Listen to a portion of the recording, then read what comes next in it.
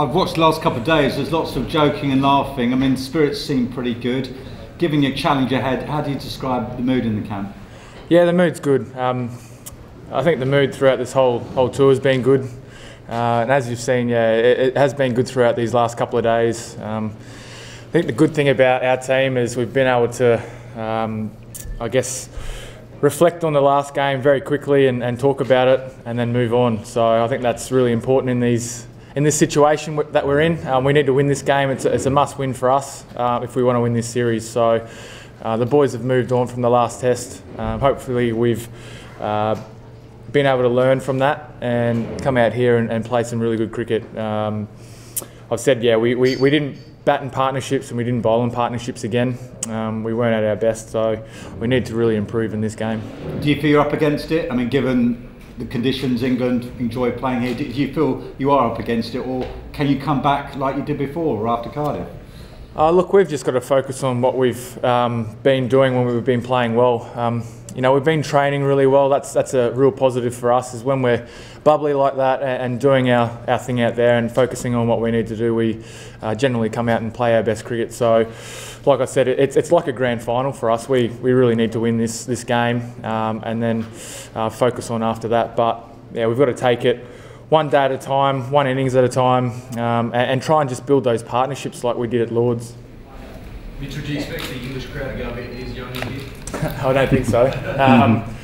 Yeah, look, it was. I knew it was going to be quite lively at Edgbaston. I've experienced that before there, and I really enjoyed it this time. It was quite nice to hear the chants of Mitchell at the end of the match when England won the game. So I tried to have a bit of fun with it as well throughout that game and really enjoy myself. So, I mean, I've been able to take the focus away a little bit from other teammates, and I guess from my point of view, it really is a compliment to me. Dan? Mitch, how's the freshness of the bowling attack? There's been some talk that maybe there could be a change coming into this test after 3 test matches. How are the quicks holding up? Yeah, no, everyone's feeling pretty good, to be honest. I haven't heard that, but you know, the boys are doing really well. They're young and fit. So I mean, we had a little bit of time in London after Lords, and you know, that was really freshening for us as a group. And yeah, look, I think everything's going really well. The boys bowled pretty well today and feel pretty good. So I'd expect the same guys. Alec? Mitchell, that first over in the second morning, got Johnny Bairstow, Ben Stokes, a couple of rockets.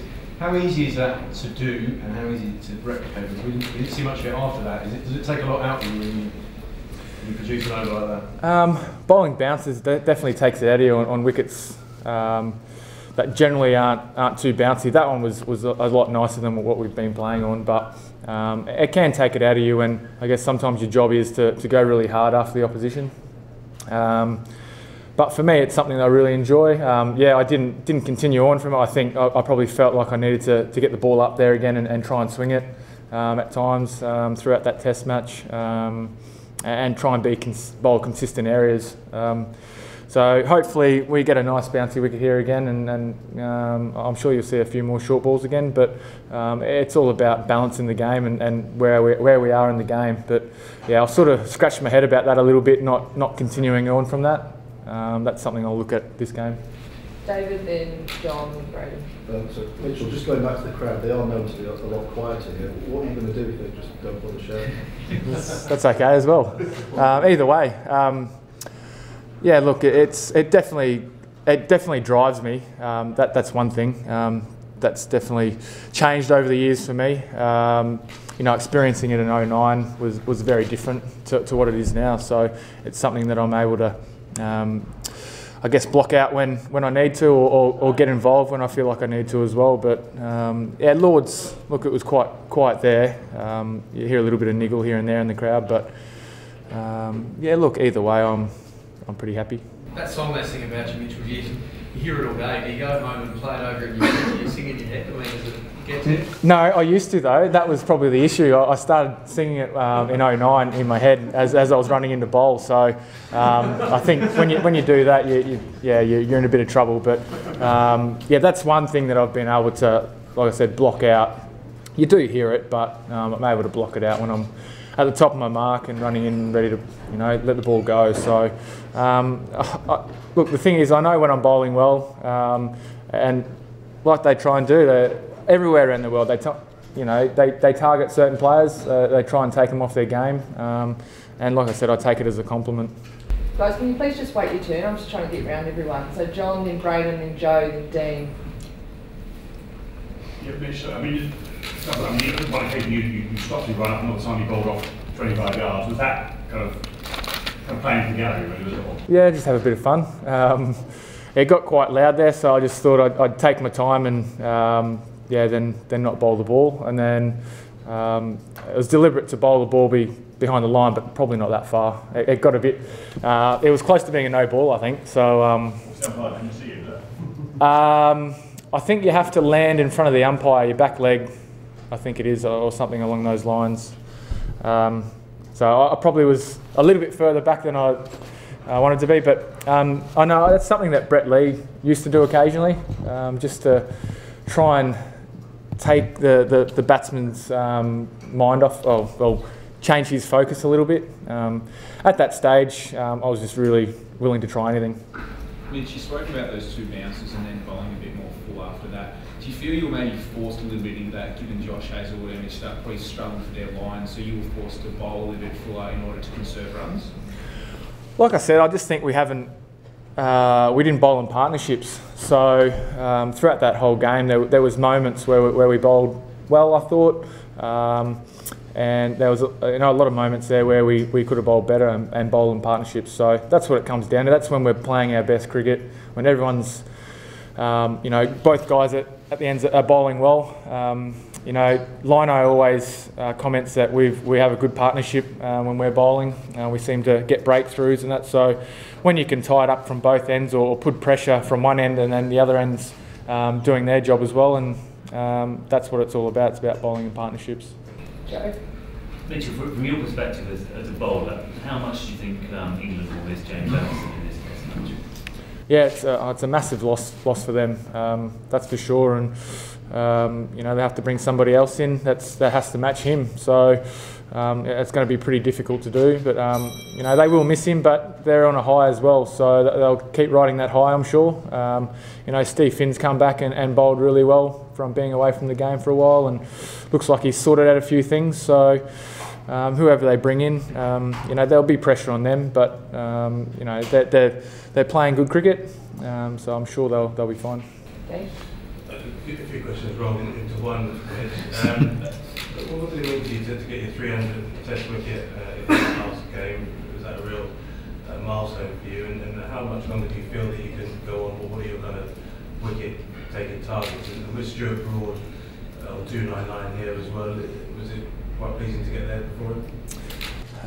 Yeah, it was a very special occasion to get my 300th, and the way I did it, I guess that's sort of like a trademark for me now, is to bowl that short ball and get it, I guess, ripping off the gloves and getting a catch behind or somewhere around there. So, it was very special for me, and to join an elite club, it doesn't get any better. So, for me, it's all about winning Test matches, but you do have those personal achievements and goals that you have, and that's something that I've probably never been really about, but I've just, I guess since the 300's come up, I've sort of thought about a bit more. And next target for me really, trying to chase down Brett Lee, I guess. That'd be really nice. A hero of mine that, I once said that I wanted to bowl as fast as Brett Lee when I first came on the scene, and I was able to bowl with him. That was a great experience. But I think from another personal achievement would be nice to reach DK Lilly. That'd be pretty special.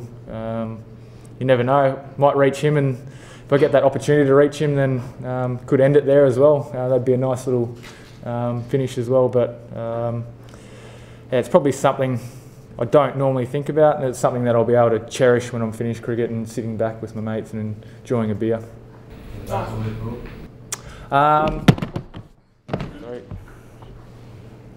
And to be able to beat Broad to the milestone. Yeah, look, it doesn't really matter. It was nice to do it, and it would have been nice to actually, I think, do it at Lord's. But the way it's happened, I'm yeah, I can't be any happier with that personal milestone. Last one, Dan. Mitch, we've seen the last 2 days Michael Clark arrive at training half an hour before anyone else as he tries to work through this form slump. Can you give us some insight into just how hard he's working to try and get things right, and the support, I suppose, from his teammates to try and help him through it as well?